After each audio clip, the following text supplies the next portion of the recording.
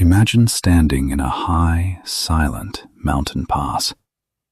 The air is thin, crisp, and freezing cold. Below you, local farmers are tending to their terraced fields, just as their ancestors did centuries ago. It is a scene of perfect, ancient stillness. But then, the ground begins to tremble. Through the narrow, echoing valleys, a massive cloud of dust rises. You hear the rhythmic, heavy march of 30,000 foreign soldiers. This is not a single, isolated event. This exact contrast between deep, silent mountain life and the sudden violent arrival of a foreign army has happened here again and again over thousands of years. Welcome to our journey through the history of Afghanistan. As we explore this powerful, often tragic story, we're going to learn English together. We will examine the words that historians use to describe conflict, survival, and geography, so you can talk about history with confidence. Listen for the word crossroads. A crossroads is simply a place where two or more roads meet. It is an intersection. But in historical English, a crossroads is much more than just a street corner. It is a place where entire civilizations crash into each other. To understand the history of this land, you must first look at a map. Afghanistan sits exactly at the crossroads of Asia. To the east and south lies the vast Indian subcontinent. To the west, the rich historical empires of Persia. To the north, the sweeping grassy steppes of Central Asia.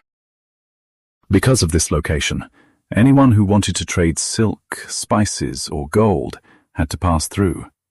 It was the ancient world's superhighway. But look closer at the physical map. Look at the terrain. The word terrain means the physical features of a piece of land. The terrain of Afghanistan is dominated by the Hindu Kush. These are mountains so massive, so sharp and terrifying, that early travelers literally thought they were the edge of the world. The geography of this terrain created a unique society. Deep in these isolated valleys, communities formed incredibly tight bonds to survive the harsh winters and scarce food. This brings us to a crucial historical word: tribe. A tribe is a traditional society consisting of families or communities linked by social, economic, religious, or blood ties. In these mountains, a tribe was everything. It was your family, your local government, and your ultimate protection. When central governments in distant capital cities collapsed, the tribe remained. When foreign armies invaded, the tribe resisted. For centuries, Western historians have called Afghanistan the graveyard of empires. It is a famous, dramatic phrase. But here is a surprising twist. Many modern scholars argue that this name is actually incorrect. Evidence suggests that for most of its history, Afghanistan was not a graveyard at all. It was an incubator. It was a place where great empires were born. Throughout the Middle Ages, powerful local dynasties rose from this very soil. They grew immensely rich off the trade routes and built vibrant, shining cities. The city of Balkh was once known as the mother of cities, a beacon of art, poetry, and Islamic scholarship. So, if it was an incubator of wealth, why do we think of it only as a place of endless war? The shift happened slowly. As new ocean shipping routes opened up around the world, the ancient land paths lost their immense value. The great trading cities grew poorer, but the strategic military location of the land never changed. And this is the tragedy of geography. When you live at the center of the world, powerful neighbors will never leave you alone. If a local dispute broke out between two valleys, it rarely stayed local. Someone bigger would always try to step in. In historical English, we use the word mediation to describe the act of stepping into a conflict to help two sides find peace. True mediation requires trust and neutrality. But when foreign powers offered mediation in Afghan conflicts, they rarely wanted peace. They wanted control. Consider the arrival of Alexander the Great. When he marched his Greek armies into these mountains over 2,000 years ago, he expected a quick victory. He had just defeated the mighty Persian Empire in open combat. He thought these rocky, scattered valleys would be easy. He was terribly wrong. Alexander faced a furious insurgency. Listen to that word, insurgency. An insurgency is an armed rebellion against a recognized authority or occupying force. The local fighters did not stand in flat fields waiting to be killed by Greek spears. They used their terrain. They attacked from the high rocks and immediately melted away into the snow. Alexander was forced to spend years fighting bloody, exhausting, deeply frustrating battles. He eventually had to marry a local woman, Roxana, just to secure a fragile political alliance. He learned what every single invader after him would learn. You can capture the main roads, you can burn the trading cities, but you cannot easily conquer the mountains, and you cannot break the ancient bonds of the tribe. Let us look at another historical phrase, scorched earth. When an army uses a scorched earth policy, they destroy everything, crops, buildings, and water sources, so the enemy cannot use them. Genghis Khan brought this absolute horror to Afghanistan in the 13th century. The destruction was so complete that some ancient irrigation systems, which had perfectly watered the valleys for centuries, were permanently destroyed. Yet the people survived. The communities adapted. This is what we call resilience. Resilience is the ability to recover quickly from extreme difficulties. It is a tough, unbending strength. The resilience of the Afghan civilian is one of the most profound themes in world history. Through the Greeks, the Mongols, and the Persians, the everyday people, the farmers, the poets, the mothers, always found ways to rebuild. They rebuilt their homes, but they also built a deep, rational suspicion of outsiders. Can you blame them? Whenever a foreigner arrived with promises of wealth, civilization, or mediation, it almost always ended in violence. So, we have established the foundation of our story. We have a land situated exactly at the crossroads of Asia. We have a harsh, unforgiving terrain. We have a social structure built around the deep loyalties of the tribe. And we have a long memory of violent invasions, creating a fierce tradition of insurgency. This was the state of the region as the modern world began to take shape. But as the 19th century approached, a completely new kind of threat appeared on the horizon. These were not ancient kings on horseback. These were modern, industrialized empires. They possessed steamships, telegraph wires, and massive, heavily armed standing armies.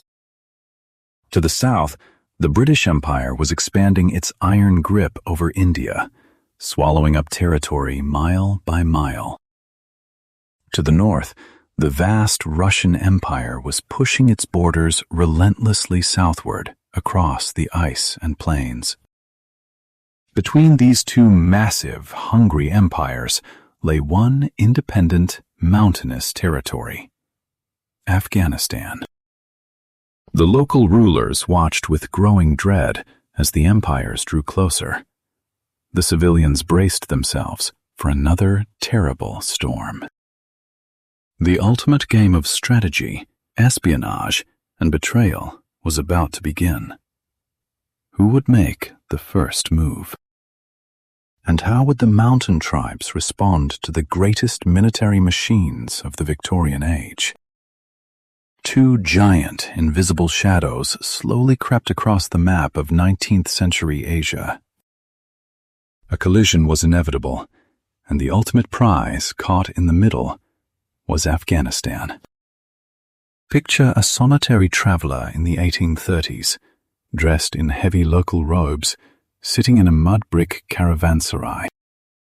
By the flickering light of a single candle, he is carefully drawing a map of a mountain pass. He is not a local trader. He is a British military officer in deep disguise.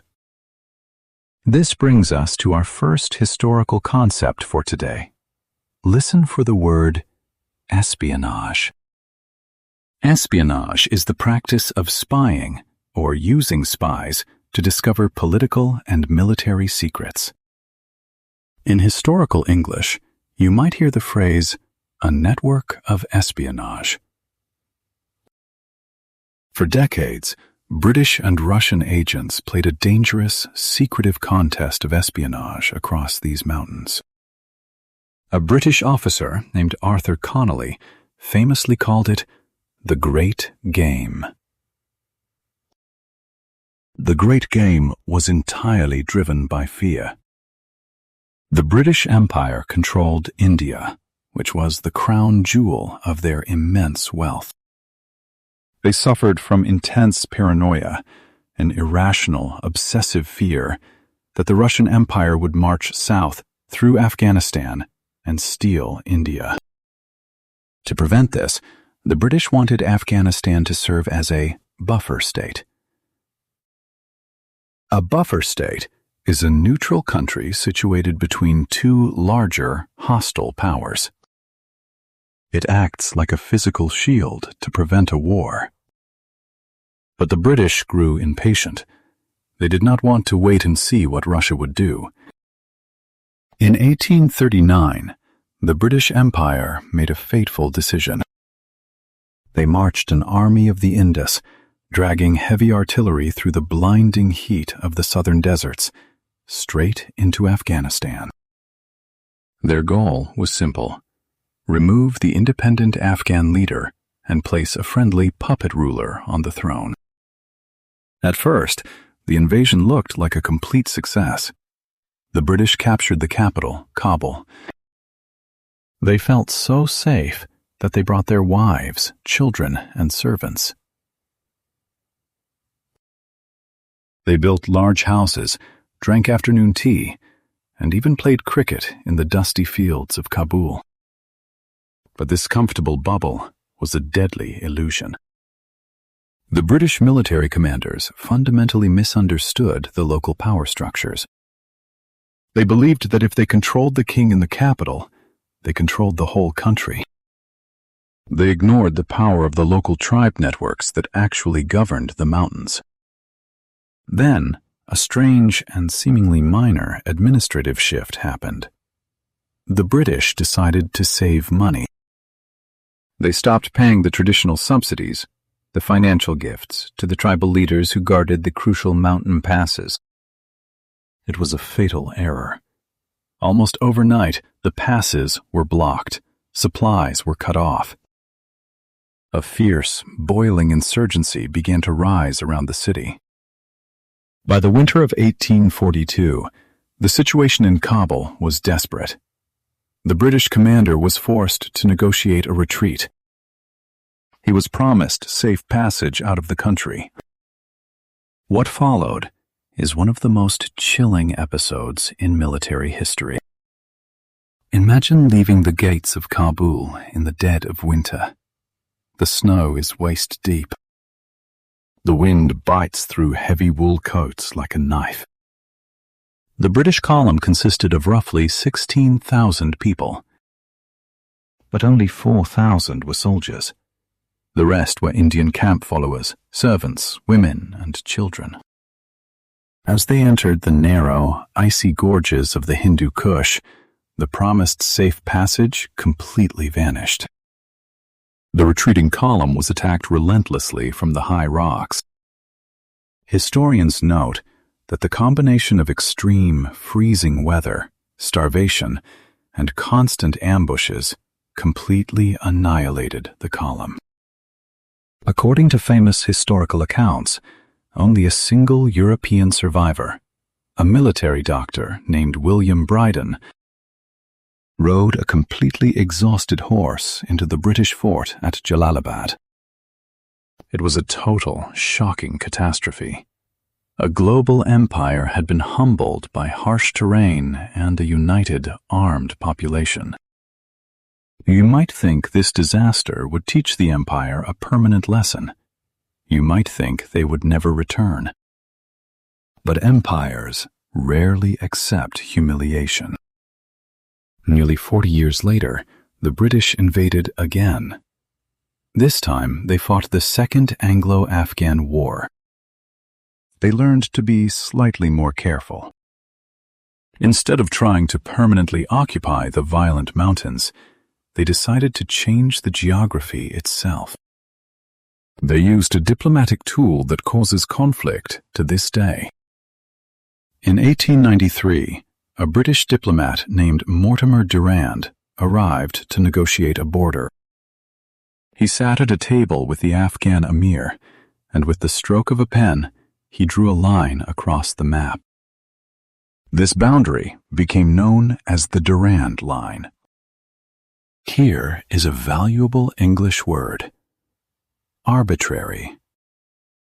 Arbitrary means something is based on random choice or personal convenience, rather than any careful reason or system. The Durand Line was entirely arbitrary. It was drawn by a foreigner who wanted to secure mountain passes for military defense. But that incline cut straight through the ancestral lands of the massive Pashtun ethnic group. It separated brother from brother, summer pastures from winter villages. When a foreign power offers mediation to solve a border dispute, but secretly draws a line to serve its own military interests, the result is never peace.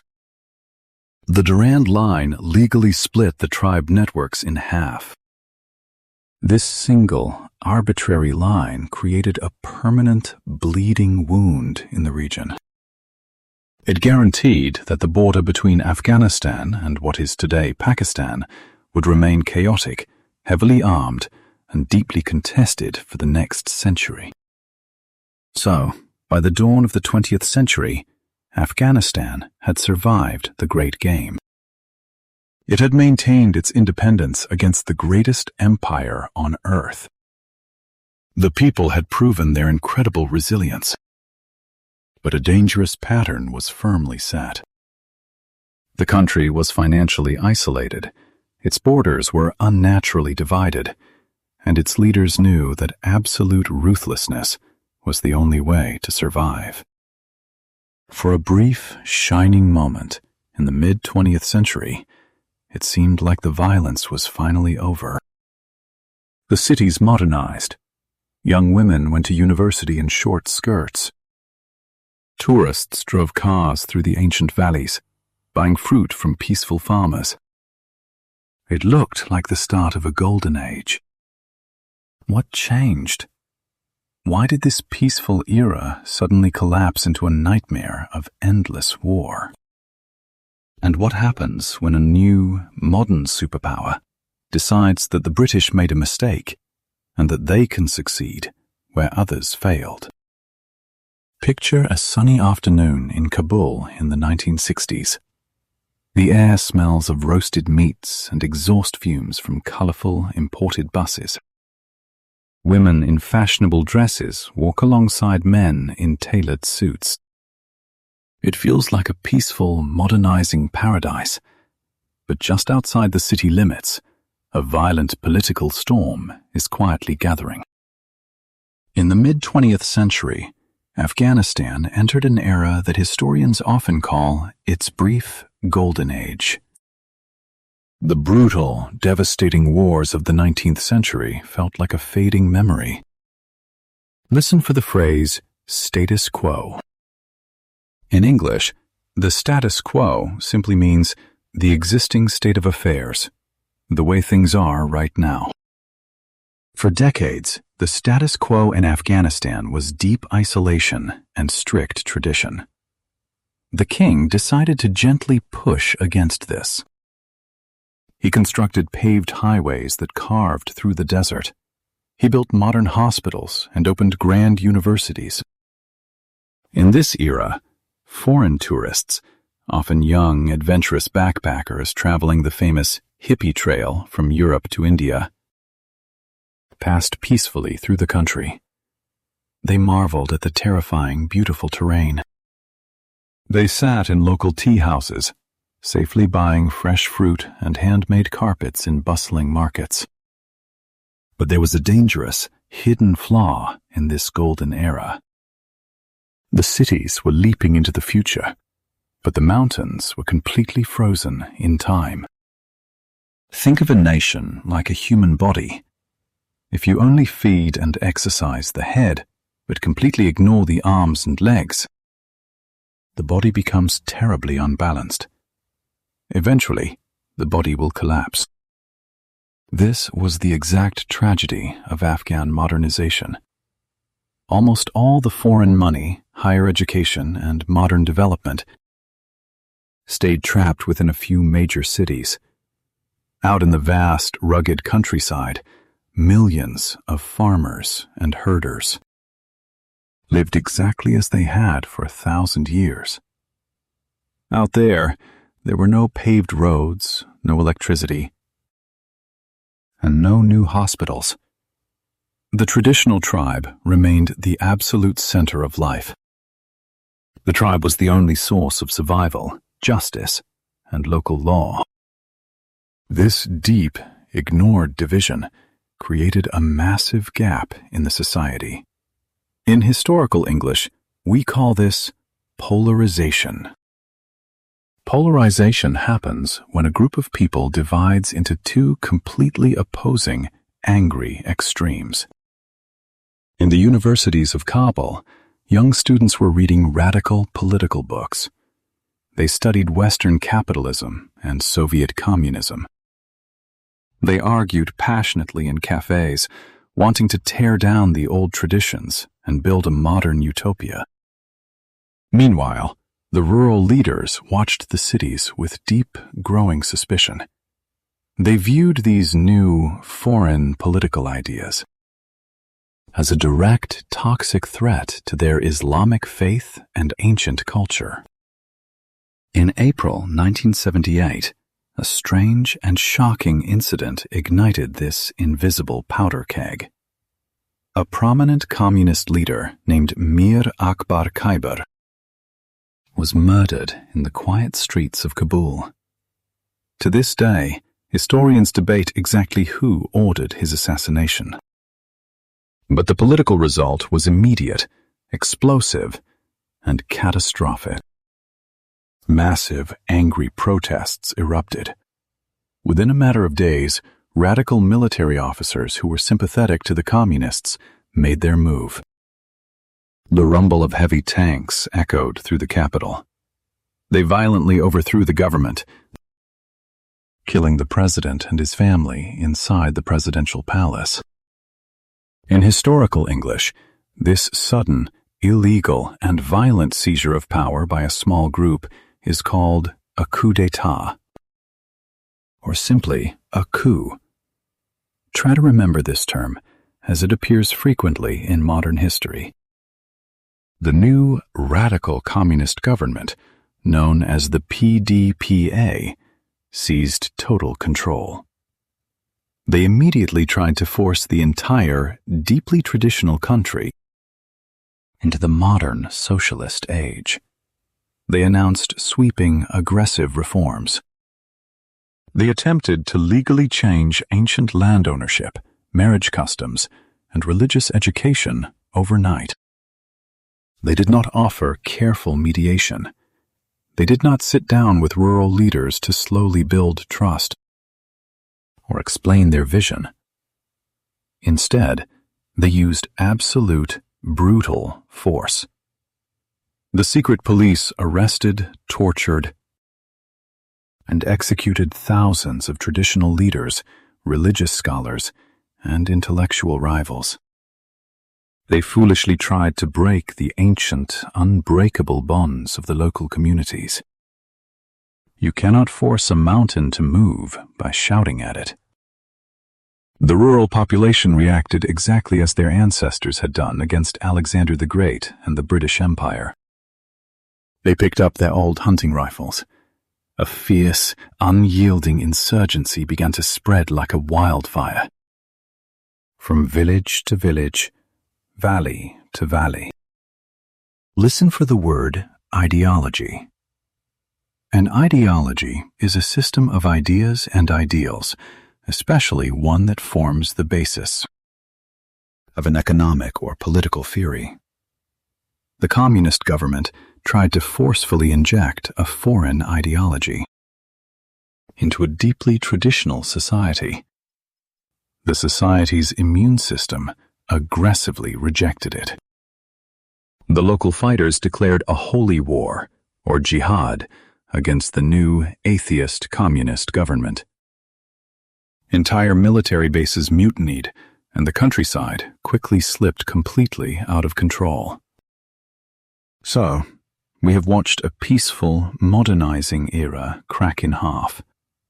We have seen a sudden, violent coup rip power from the traditional rulers. And we see a massive, deeply religious insurgency rising up to surround the terrified cities. By late 1979, the Afghan communist government was collapsing from the inside out. They were desperate, losing territory every single day. They looked across their northern border and repeatedly begged their powerful neighbor, the Soviet Union, for direct military help. The Soviet leaders in Moscow faced a massive, terrifying dilemma. If they did nothing, a friendly, neighboring communist government would fall to Islamic rebels. It would be a humiliating defeat on the world stage. But if they sent their massive army across the border, they would be stepping blindly into the famous trap. What would Moscow decide? And what happens when the massive, mechanized Red Army rolls into the freezing, unforgiving valleys of the Hindu Kush? Imagine waking up in the dead of winter to the deafening, unnatural roar of massive jet engines. The sky above Kabul is entirely black with foreign aircraft, and the terrified citizens realize that history is about to repeat itself. It is late December 1979. Snow is falling heavily on the capital city. The Afghan communist leader, Hafizullah Amin, is hiding behind the thick, fortified walls of the Taj Beg Palace. He listens to the plane's landing and believes the arriving Soviet troops are coming to save his failing government from the rural rebellion. But the Soviet leadership in Moscow has a very different plan. They do not trust him. They do not want to negotiate. And they certainly do not offer friendly mediation. Instead, elite Soviet special forces step out of the winter darkness and violently storm the palace. In a brutal, lightning-fast raid, the Afghan president is assassinated by the very superpower he had begged for help. The Soviet Union had officially entered the great game. Within days, heavily armed columns of Soviet soldiers, roaring tanks, and massive armored vehicles poured across the northern border. They drove blindly through the freezing, high-altitude mountain passes, deep into the heart of the Hindu Kush. This brings us to our first historical English phrase for today. Listen for the term occupying force. An occupying force is a foreign military that takes complete physical control of a country. The Soviet army quickly became a massive occupying force. They secured the major cities and the main highways. Their generals confidently believed that their sheer size, modern technology, and overwhelming firepower would crush the primitive rural rebellion in a few short months. They were disastrously wrong. Let us learn another critical word: asymmetrical. Repeat it slowly. A-sim-met-ric-cal. In warfare, if a conflict is asymmetrical, it means the two sides are completely unequal. One side has a massive modern military machine, while the other side has almost nothing. Think of the Soviet army as a heavy, crushing steel hammer. They tried to smash a fluid, shifting enemy. But you cannot hit water with a hammer. When the Soviet tanks rolled into a valley, the local fighters simply absorbed the blow, melted into the high rocks, and flowed around behind them. These local fighters became known to the entire world as the Mujahideen. In Arabic, this word simply means those who struggle. But in this specific historical context, it meant holy warriors fighting a defensive war. The Mujahideen were completely outgunned. They had no helicopters, no satellite communications, and no heavy armor. What did they have? They had the terrain, the freezing weather, and the unbreakable loyalty of the tribe. The harsh geography forced the Soviets to rely heavily on our next English vocabulary word: logistics. Logistics is the detailed organization and implementation of a complex operation, especially the movement of food, fuel, and bullets. In the steep, jagged terrain of Afghanistan, Soviet logistics were an absolute nightmare. A convoy of 50 fuel trucks would slowly drive into a narrow, winding valley. The Mujahideen would patiently wait high up on the freezing ridges. Suddenly, they would fire a rocket to destroy the first truck in the line. Then, they would destroy the very last truck. The entire convoy was instantly trapped. The holy warriors would rain fire down upon the panicked soldiers, and then completely vanish into the snow before Soviet reinforcements could arrive. This was the ultimate, exhausting form of an insurgency. As the years dragged on, the Soviet military grew deeply, bitterly frustrated.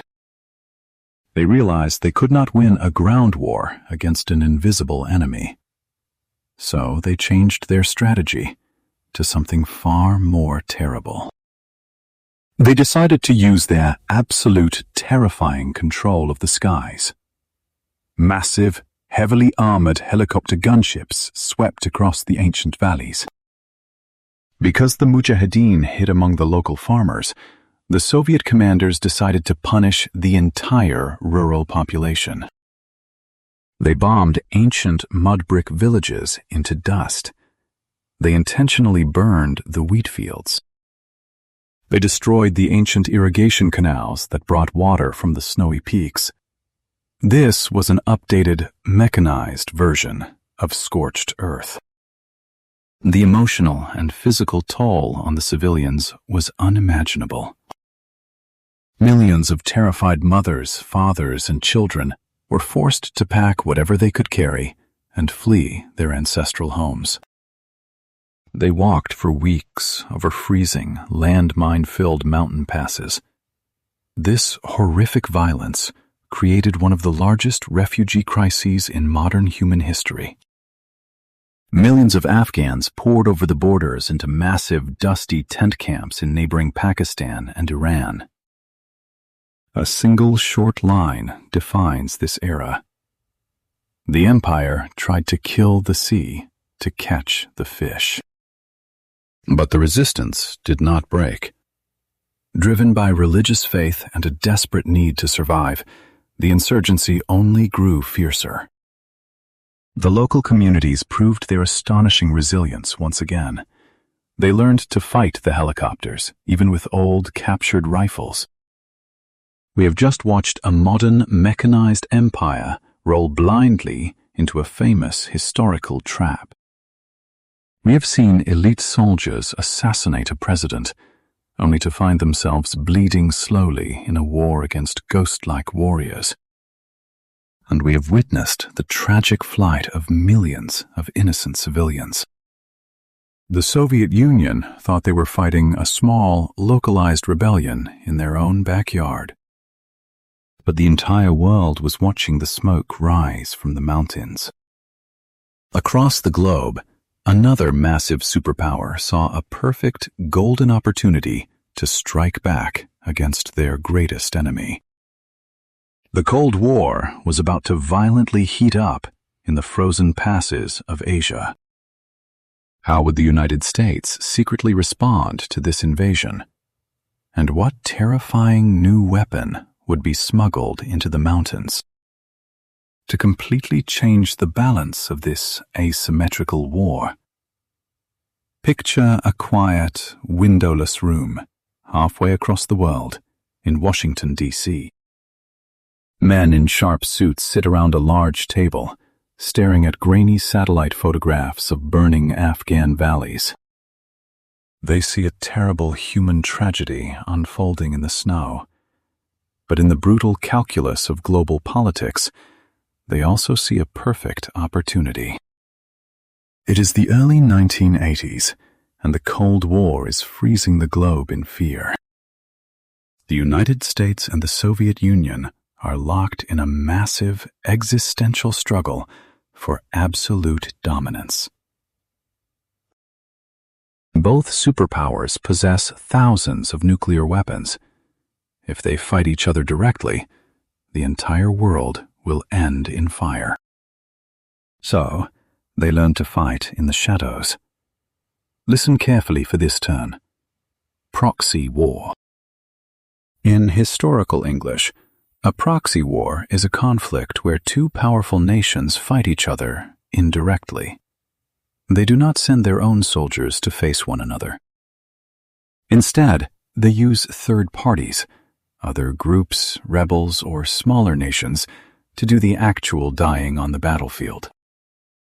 Afghanistan was about to become the ultimate, devastating proxy war.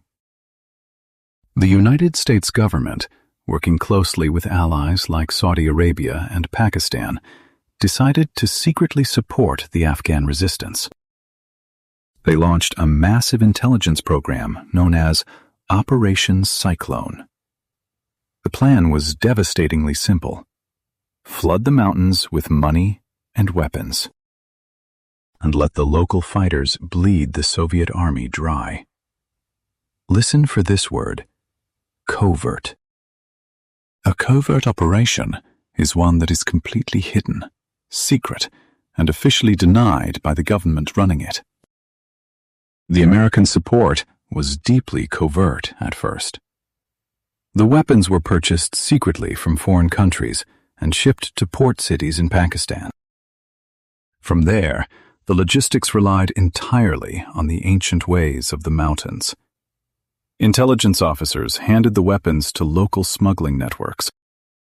Thousands of donkeys and mules walked slowly over the terrifying icy peaks of the Hindu Kush, carrying heavy wooden crates filled with rifles, explosives, and medical supplies. These massive shipments of foreign weapons radically transformed the conflict. The local tribe networks, which had started the war with outdated hunting rifles, suddenly possessed enormous, devastating firepower. The rural insurgency rapidly evolved from scattered, desperate bands of farmers into a highly organized, heavily funded guerrilla army. Yet there was no genuine effort at mediation. Mediation, as we learned, involves stepping in to build peace. But the American strategists in that windowless room did not want peace. They explicitly wanted to give the Soviet Union their own agonizing, unwinnable war. They wanted the empire to suffer. Despite all this new equipment, the Mujahideen still faced a terrifying nightmare in the sky. The Soviet Union had deployed the Me-24 Hind helicopter. It was essentially a flying tank, heavily armored and heavily armed. When the menacing, mechanical roar of the Hind echoed through a valley, the fighters below were almost defenseless. The helicopters could hover just out of reach, pouring devastating fire into the rocks. Then, historians point to the year 1986 as a massive shift. A new, game-changing weapon was smuggled over the snowy mountain passes. It was the American-made FIM-92 Stinger missile. Imagine a young Afghan fighter standing on a freezing, windy ridge. He hears the heavy thumping of a Soviet helicopter approaching. Instead of hiding, he steps forward. He rests a thick green plastic tube on his shoulder. He looks through the sights, waits for a high-pitched electronic tone to confirm the target is locked, and pulls the trigger. A trail of white smoke streaks across the clear blue sky. A massive explosion rocks the air, and the supposedly invincible flying tank falls burning to the earth. Here is a short, repeatable phrase you can use in English. To turn the tide. To turn the tide means to completely reverse the direction of an event, especially a war or a competition. The introduction of the Stinger missile helped to violently turn the tide of the war. Soviet pilots were suddenly terrified to fly. Their absolute control of the air was shattered. Without the protection of their helicopters, the Soviet ground troops were trapped in their bases. We have reached another important historical word: stalemate. A stalemate is a situation where further action or progress by opposing or competing parties seems completely impossible. Neither side can win, and neither side will surrender.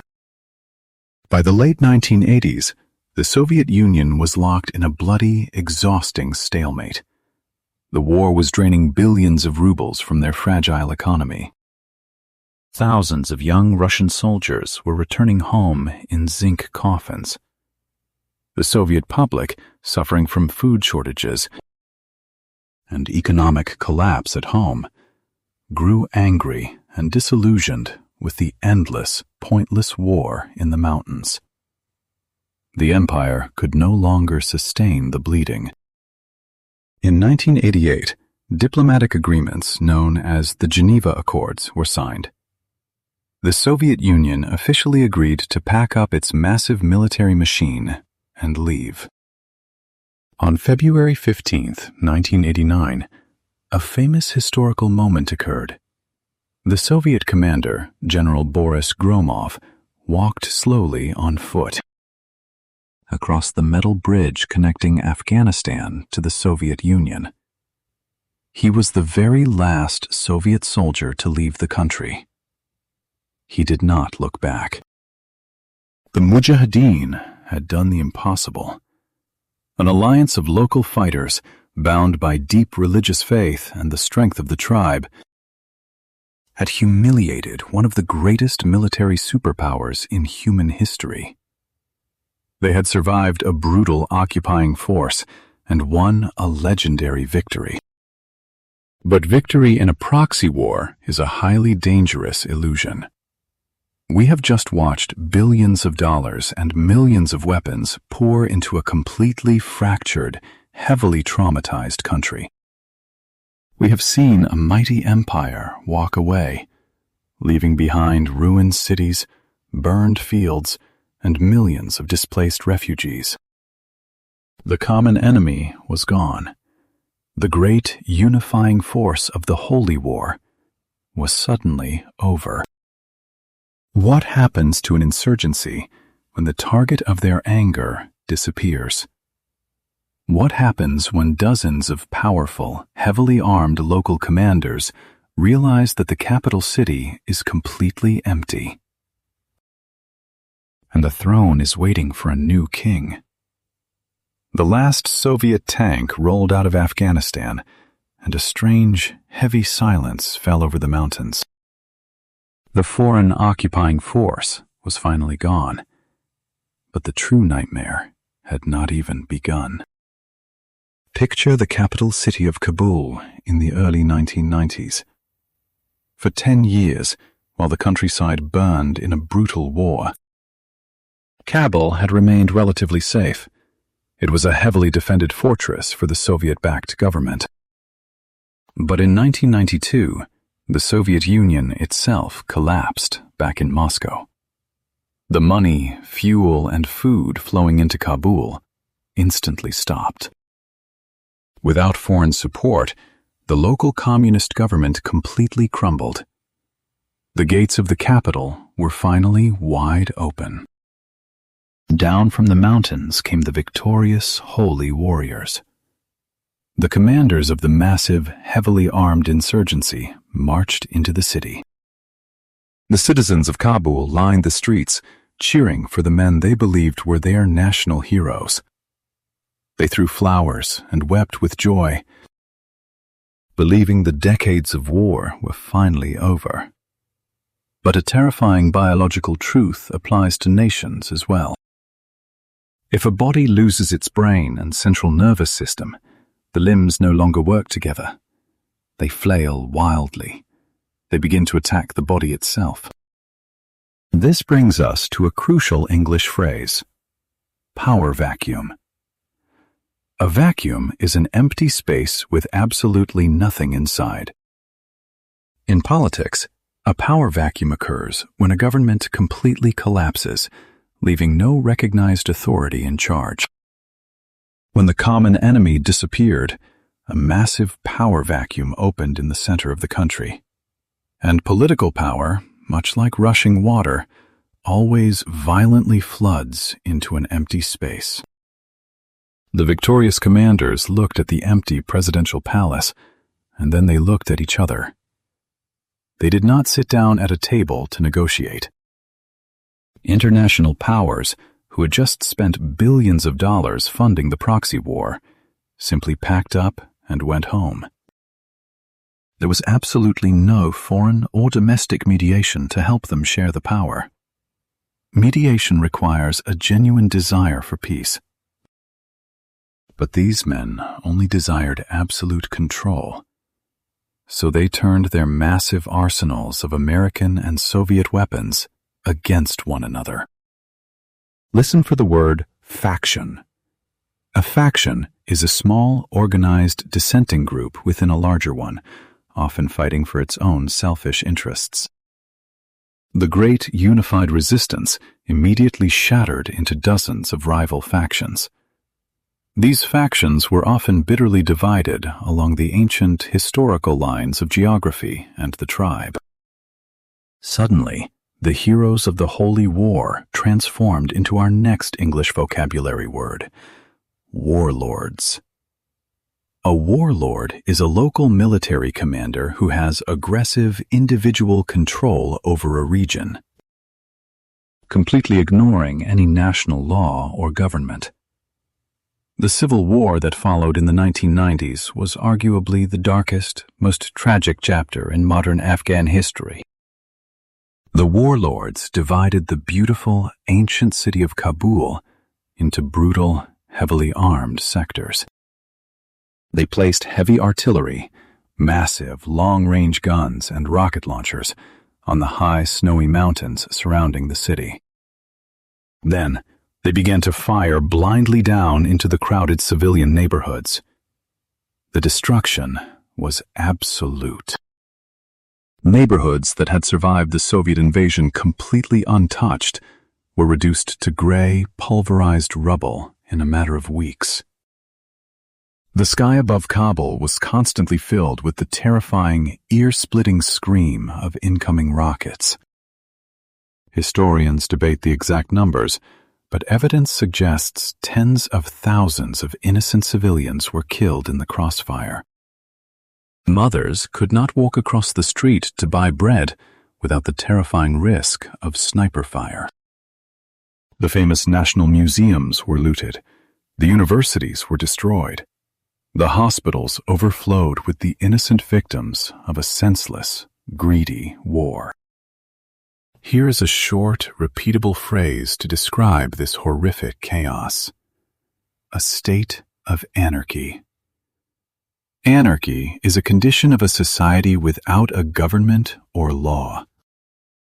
By 1994, Afghanistan had collapsed into a total state of anarchy. Imagine a desperate family trying to travel between two cities to find safety. The highways were no longer roads, they were traps. They were controlled by ruthless local commanders who stretched heavy chains across the asphalt. These armed men demanded bribes, kidnapped travelers, and terrorized the local farmers. The traditional, honorable rules of the tribe, which had historically protected the vulnerable, were completely shattered by the sheer volume of guns, drugs, and greed. The entire country was bleeding to death from the inside out. Why did this happen? How could men who fought so bravely for their country's freedom turn around and destroy it? Because decades of continuous warfare had created a lost generation of young men who only knew how to fight. They had no formal education, no peacetime jobs, and no political institutions to guide them. The international community had provided endless weapons for the war, but they had provided zero tools for peace. The civilian population was drowning in exhaustion and despair. They did not care about democracy or modern politics anymore. They simply wanted the rockets to stop falling. They wanted the highways to be safe again. This extreme, agonizing desperation always sets the stage for extreme solutions. In the dusty southern province of Kandahar, a strange and legendary incident occurred. A local, one-eyed village priest heard that a corrupt warlord had kidnapped 2 teenage girls. Disgusted by the endless lawlessness, the priest gathered a small, quiet group of his religious students. They had very few weapons, but they had absolute fanatical discipline. According to popular historical accounts, they attacked the warlord's camp, rescued the girls, and hung the corrupt commander from the barrel of a Soviet tank. News of this swift, brutal justice spread through the terrified valleys like lightning. The desperate people whispered the name of these young, disciplined students.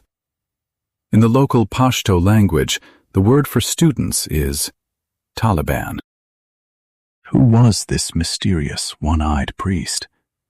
How did a small group of rural students rapidly conquer a heavily armed, chaotic nation? And what terrifying, absolute new order would they bring to the smoking ashes of Kabul? Picture a dusty, sun-baked highway in southern Afghanistan in the mid-1990s. Heavy iron chains block the road. Guarded by local militiamen with red eyes and unkempt hair. They point their guns at terrified families, demanding money just to let them pass. Then, a small, quiet group of young men wearing black turbans arrives. They do not shout. They simply raise their weapons, cut the chains, and execute the corrupt guards on the spot. For a society completely shattered by anarchy, this swift, brutal justice felt like a miracle. We left off with a mysterious, one-eyed village priest. His name was Mullah Mohammed Omar. During the massive, bloody insurgency against the Soviet Union, he fought bravely, losing his right eye to shrapnel. After the foreign empire retreated, he did not seek political power. He simply returned to his quiet village to teach religion. But as the country collapsed into the horrific, greedy violence of the warlords, Mullah Omar decided he could no longer sit and watch. According to historical accounts, he gathered a small group of his religious students, the Taliban. They had very few weapons and no money. They possessed something far more powerful in a dying country: absolute, uncorrupted discipline. They did not want to steal land. They did not ask for bribes. They claimed they only wanted to restore strict religious purity and law to a broken world. Think of a human body suffering from a massive, chaotic infection. The warlords were the infection, causing a high, deadly fever. The Taliban offered a cure, but the cure they provided was like a freezing, toxic chemical. It killed the fever, yes. The daily rocket attacks stopped. The highway chains were removed. But the medicine also completely paralyzed the patient. As these young students marched northward from Kandahar, their numbers swelled rapidly. Exhausted civilians, desperate for safety, initially welcomed them. Rival warlords, terrified of their fanaticism, often surrendered without a fight. The local leaders of the dominant Pashtun tribe networks threw their heavy support behind Mullah Omar, hoping he would bring permanent stability. A zealot is a person who is uncompromising and fanatical in pursuit of their religious or political ideals. The Taliban were zealots. They believed their interpretation of the law was absolute and perfect. Because of this, they completely rejected any form of political compromise. When they approached a new city, they did not offer peaceful mediation. They simply demanded total surrender. In September 1996, these rural zealots finally reached the gates of Kabul. Kabul had historically been a city of music, colorful kites, bustling universities, and women working in government offices. Now, pickup trucks filled with hardened, dust-covered fighters rolled through the ruined streets. The new rulers immediately established the Ministry for the Propagation of Virtue and the Prevention of Vice. This religious police force walked the streets with thick sticks, violently enforcing a completely new, terrifying reality. This brings us to a crucial English vocabulary word: draconian. Draconian means excessively harsh, severe, and cruel. The new regime instituted completely draconian laws overnight. They banned television. They banned photography. They banned musical instruments. They even banned the ancient, beloved Afghan tradition of flying paper kites. But the most draconian and heartbreaking policies fell entirely upon women and girls. Oppression is prolonged, cruel, or unjust treatment or control of a group of people. Under this new rule, women faced absolute, systematic oppression. They were suddenly forbidden from attending school. They were fired from their jobs. They were not allowed to step outside their homes unless they were completely covered by a heavy, full-body garment called a burqa and accompanied by a male relative. Imagine being a brilliant female doctor or a university professor one day. The next day, you are literally locked inside your house, unable to walk to the market alone. The vibrant, complex society was completely silenced. The music stopped. The schools went dark.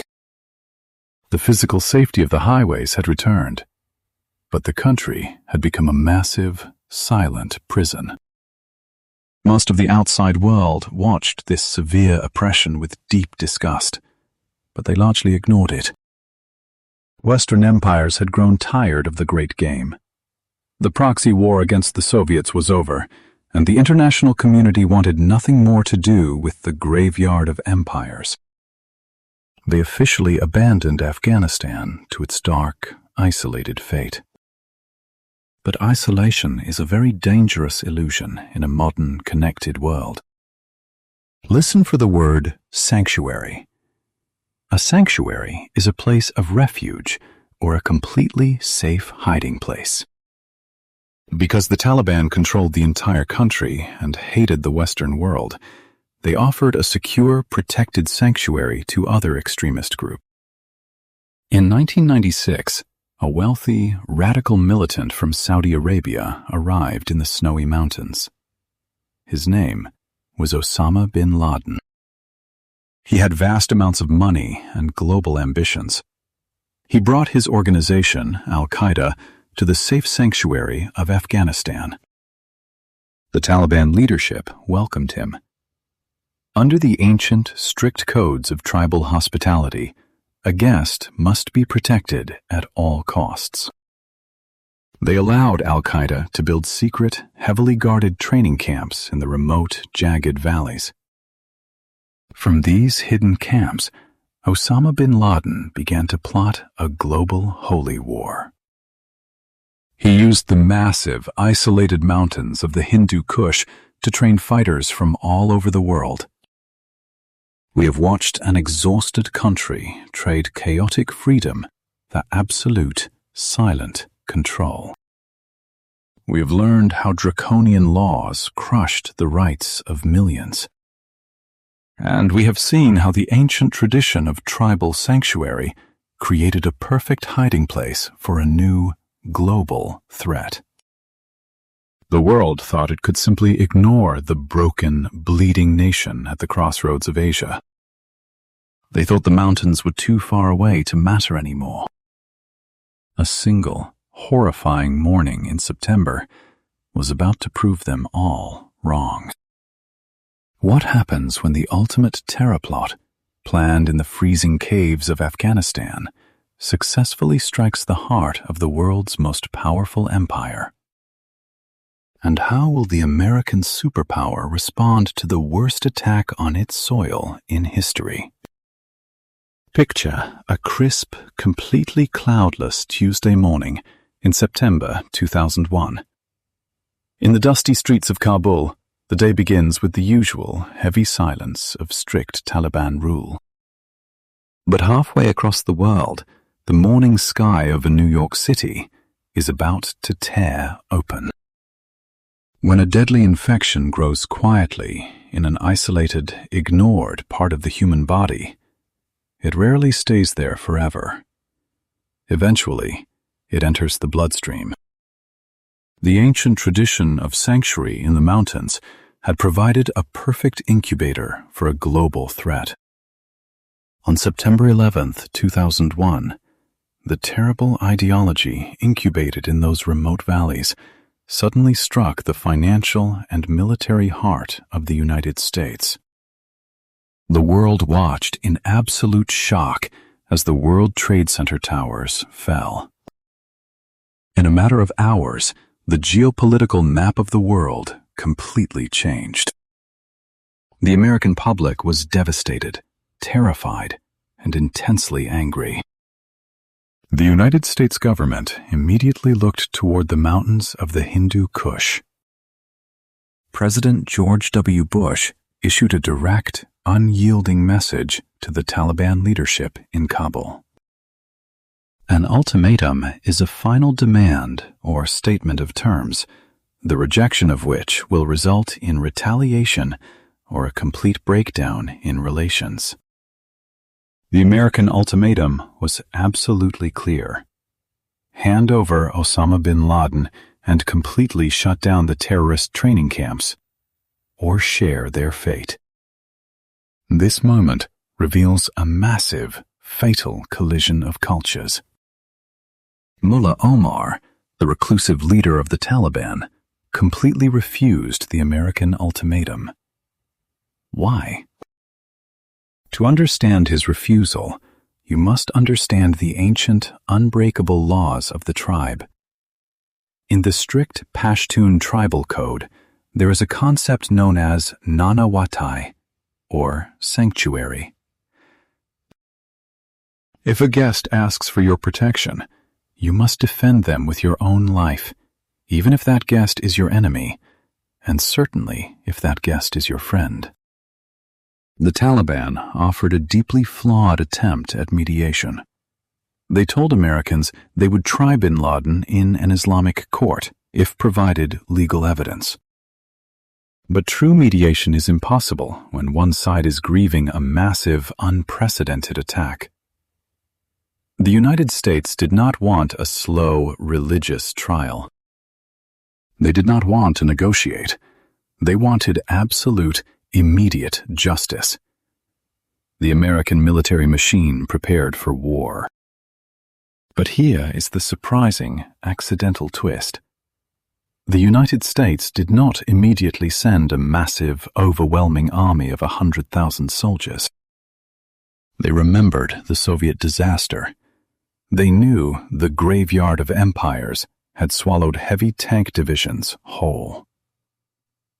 Instead, they decided to change the rules. This brings us to a crucial English vocabulary word: clandestine. Clandestine means kept secret or done secretively, especially if not officially recognized. In October 2001, small, highly trained clandestine teams of American CIA officers and Special Forces soldiers quietly flew into northern Afghanistan. They did not bring heavy tanks. They brought briefcases filled with millions of dollars in physical cash. Their strategy was brilliantly simple. They used money to buy loyalty of Northern Alliance warlords who fought Soviets and destroyed Kabul.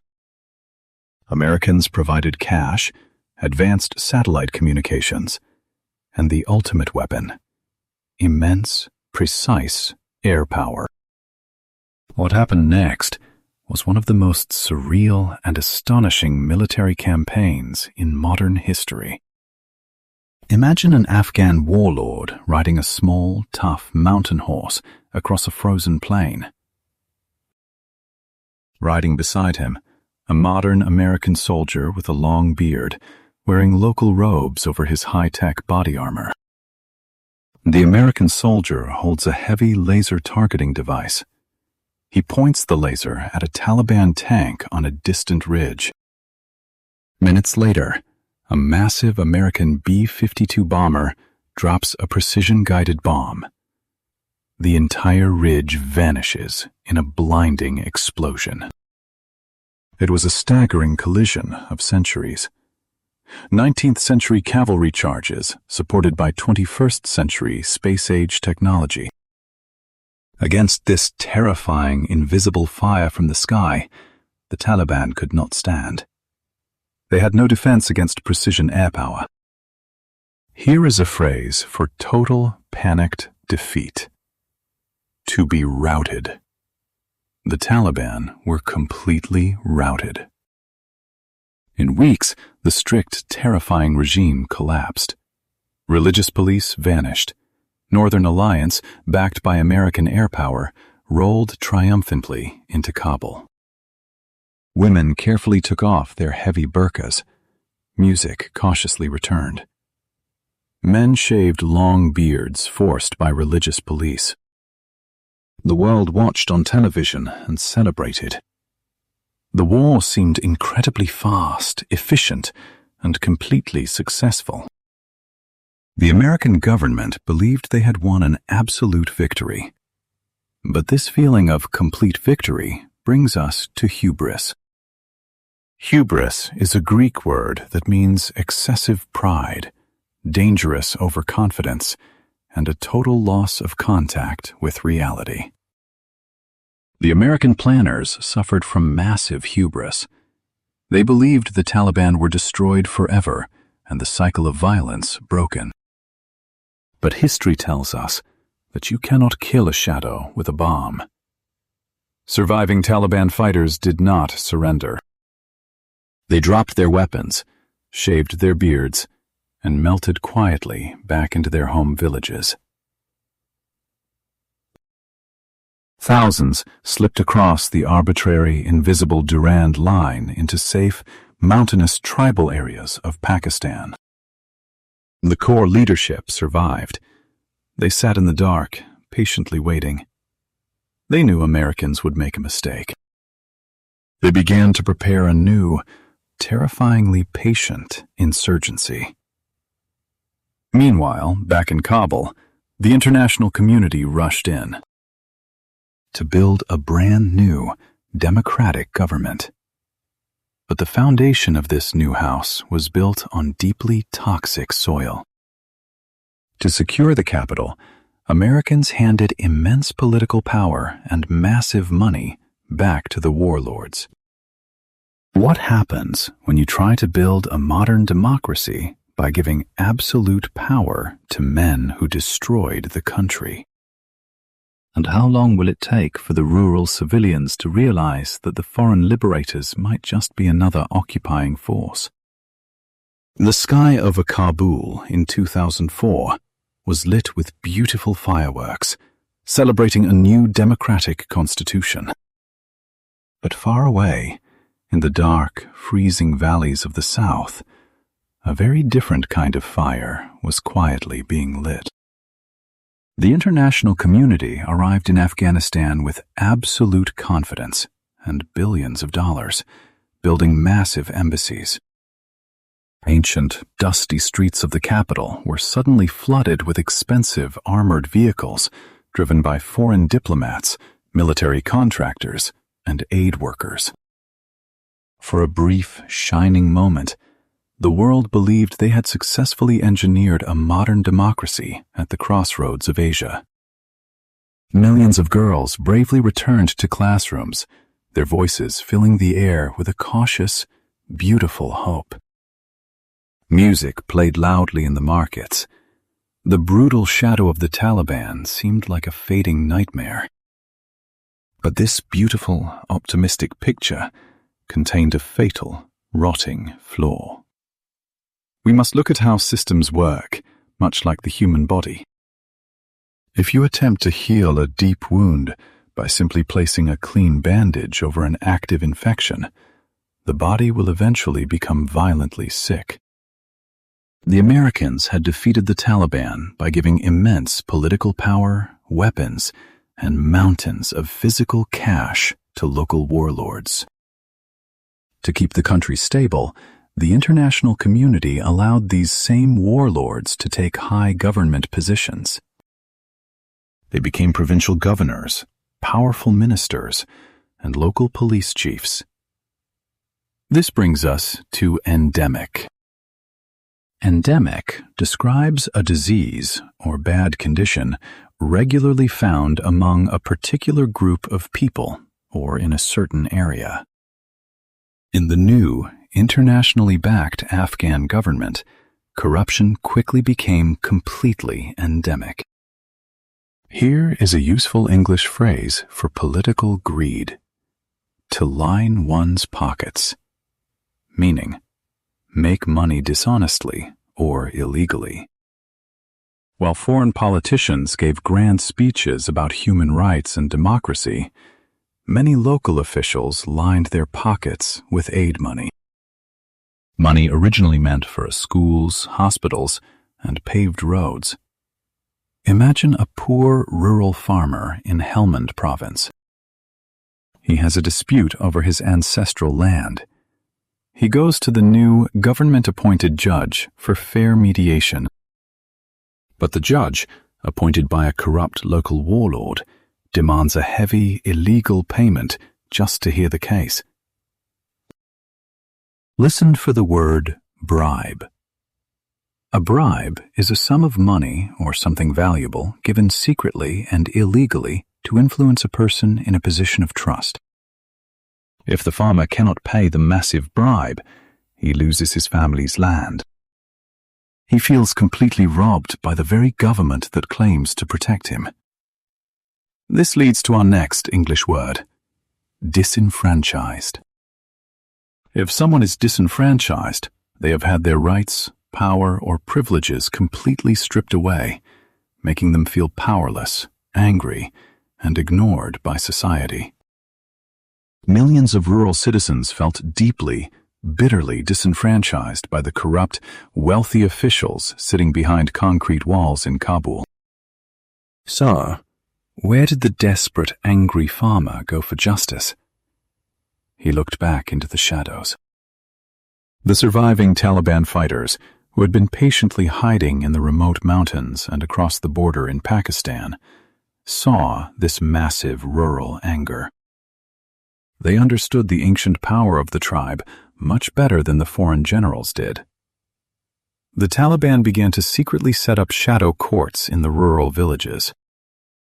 If a farmer had a problem, the local Taliban judge would solve it immediately, based on strict religious law. They were brutal, but they never asked for a bribe. In a lawless, deeply corrupt society, swift and predictable brutality often feels safer than chaotic corruption.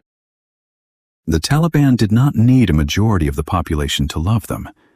They only needed the people to hate the corrupt government more. Slowly, the insurgency returned. It was a terrifying, ghost-like war. The Taliban rarely fought the Americans in open fields. Instead, they buried homemade explosives in the dirt roads to destroy heavily armored convoys. They sent suicide bombers into crowded city markets to strike terror into the hearts of the civilians. The violence became a daily, exhausting, inescapable nightmare. The American military leaders finally realized their initial strategy was failing. They could not simply bomb their way to a lasting peace, so they introduced a completely different military doctrine. Listen for this historical term: counterinsurgency. Often abbreviated as COIN, counterinsurgency is a comprehensive military strategy designed to defeat a rebellion by protecting the civilian population, building local infrastructure, and creating a legitimate, trusted government. The Americans surged tens of thousands of additional, heavily armed troops into the rural villages. Young foreign soldiers, sweating in their heavy armor, tried desperately to protect the farmers, dig fresh water wells, and win the trust of the local tribes. But there was a tragic, insurmountable problem. You cannot successfully practice counterinsurgency if the local government you are protecting is deeply, fundamentally corrupt. You cannot convince a village elder to support a national police force that constantly steals his money and insults his tribe. The conflict ground down into our final English phrase for this section: a war of attrition. A war of attrition is a prolonged period of conflict during which each side seeks to gradually wear down the other through continuous, exhausting, small-scale actions. For 20 agonizing years, the violence completely consumed the country. The emotional wave of the nation shifted from bright, early optimism back into a deep, heavy, suffocating dread. The rural areas were once again torn apart by the crossfire, while the capital city lived in a fragile, artificial bubble, entirely sustained by the massive, continuous flow of American military money and devastating air support. By the year 2020, the American public was completely exhausted. They had spent trillions of dollars. They had lost thousands of young lives in a war that seemed to have no ending. The greatest modern empire in the world looked at the mountains, remembered the history, and finally decided it was time to close the book. But how do you leave a massive, ongoing war without looking defeated? What happens when a global superpower decides to sign a peace deal with the very insurgency it spent 20 years trying to destroy? And what will become of the millions of innocent civilians, the women, the students, the artists, who are suddenly trapped in the middle, watching the foreign troops pack their bags. Imagine standing on the scorching concrete of an airport tarmac in August 2021. The summer sky roars with the deafening engines of massive, grey military cargo planes. But that overwhelming mechanical sound is entirely drowned out by the cries of thousands of desperate, terrified civilians. Mothers are passing their babies over razor-wire fences to foreign soldiers. Young men are desperately clinging to the outside of moving airplanes. The world watched these agonizing scenes on their television screens in sheer, paralyzing disbelief. How did we get here? How did a 20-year, multi-trillion-dollar project to build a modern democracy completely collapse in a matter of days? To understand this tragic, breathtaking finale, we must look at the exact historical patterns we have studied together. By the year 2020, the United States was deeply exhausted by the endless war of attrition. They decided it was time to leave.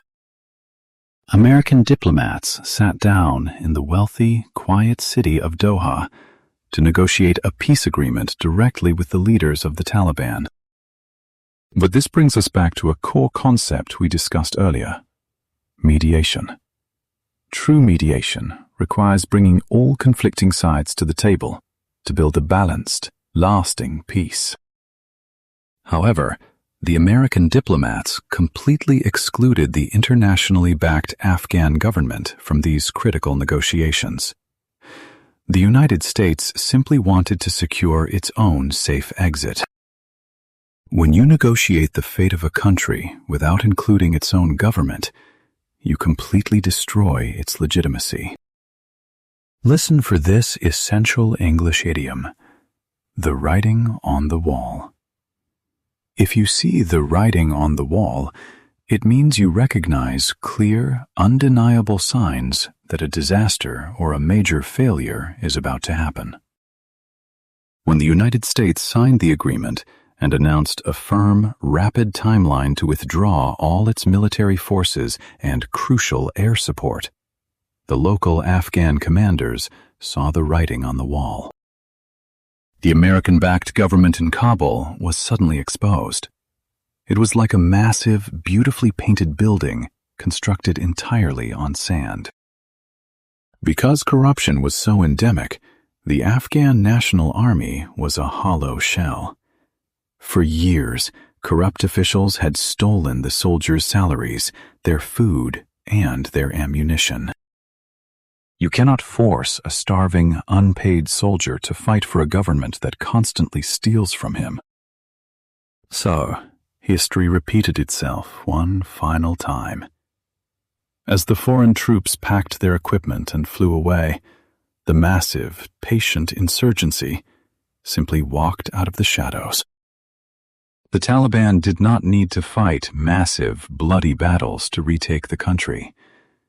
They used the ancient networks of the terrain and the tribe. Local tribal elders, realizing the capital city could no longer protect them, quietly negotiated local surrender agreements. They chose basic survival over a doomed war. Listen for the word capitulation. Capitulation is the formal act of surrendering or ceasing to resist an opponent. In the summer of 2021, the world witnessed a stunning, absolute capitulation. Provincial capitals fell one by one, often without a single bullet being fired. The heavily armed, multi-billion-dollar Afghan military simply dissolved back into the civilian population. On August 15, 2021, the president of Afghanistan secretly fled the country in a helicopter.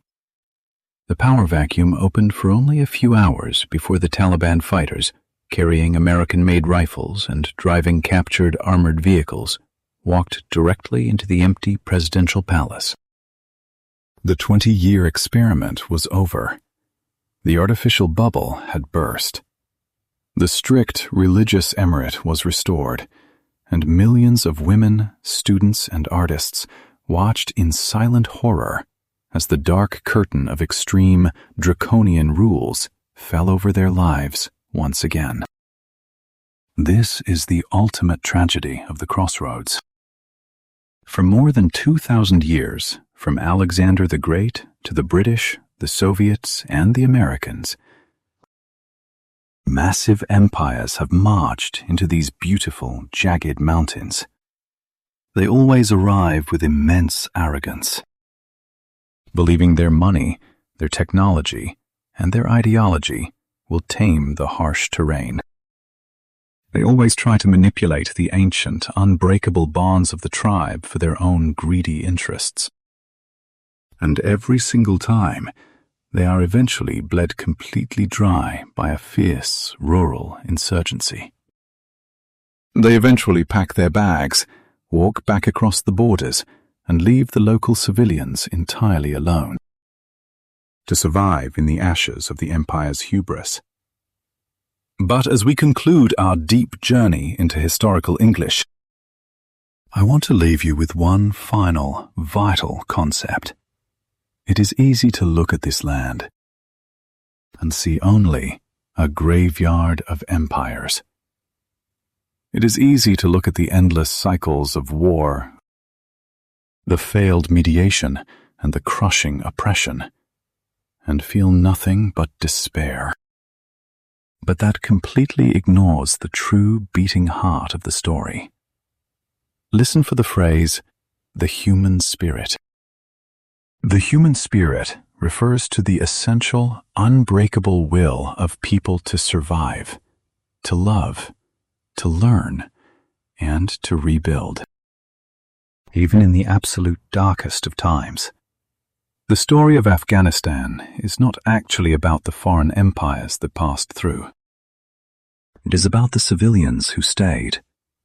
It is about the farmers who patiently replanted their wheat fields after the helicopters burned them.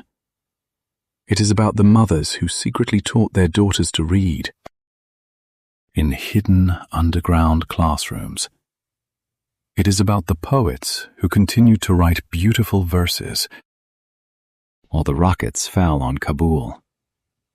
Their resilience is one of the most profound, awe-inspiring forces in human history. Geography made them a target. Foreign interests made them a battlefield. But their unbelievable strength makes them survivors. Whenever you read the news, whenever you hear political leaders talking about massive, distant wars, try to remember the people trapped beneath the headlines. Try to remember the quiet, ancient valleys, the freezing mountain passes, and the heavy cost of global politics on a human scale. Thank you for joining me on this incredible journey. You have learned powerful, complex English vocabulary by exploring one of the most complicated, heartbreaking, and important stories in the world. Keep practicing, keep listening, and never stop seeking the human truth behind the history.